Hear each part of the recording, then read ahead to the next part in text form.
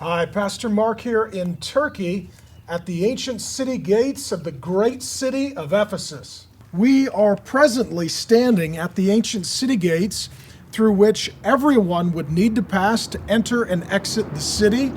Through these gates pass none other than Priscilla, Aquila, Apollos, Paul, Timothy, John, Luke, and perhaps even Jesus' own mother, Mary.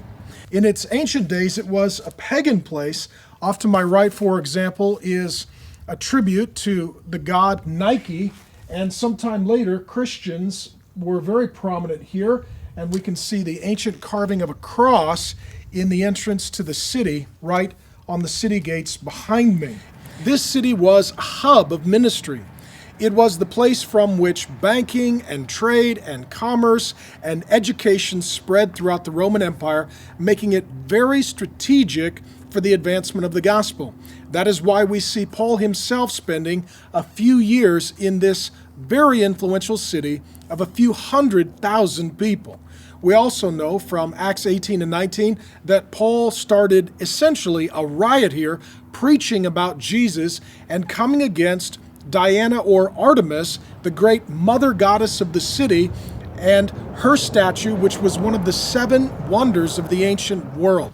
All of this includes a written letter in Revelation to the church at Ephesus. It is where John writes on behalf of Jesus, speaking to the church, commending them for having sound doctrine, but rebuking them for lacking loving affection. Revelation 2, 1 through 7. To the angel of the church in Ephesus write, the words of him who holds the 7 stars in his right hand, who walks among the 7 golden lampstands. I know your works, your toil, and your patient endurance, and how you cannot bear with those who are evil, but have tested those who call themselves apostles and are not, and found them to be false. I know you are enduring patiently and bearing up for my name's sake, and you have not grown weary. But I have this against you, that you have abandoned the love that you first had.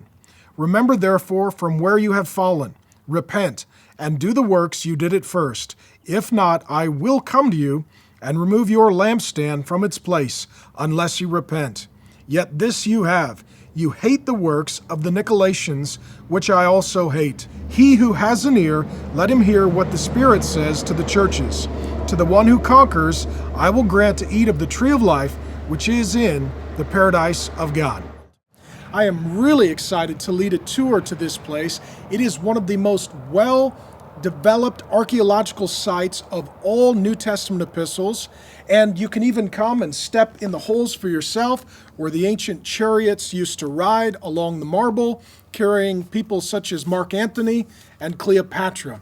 We'll lead you through this site, let you see where the early Christians met, some of the carvings and markings showing the cross, like the one on the city gate behind me.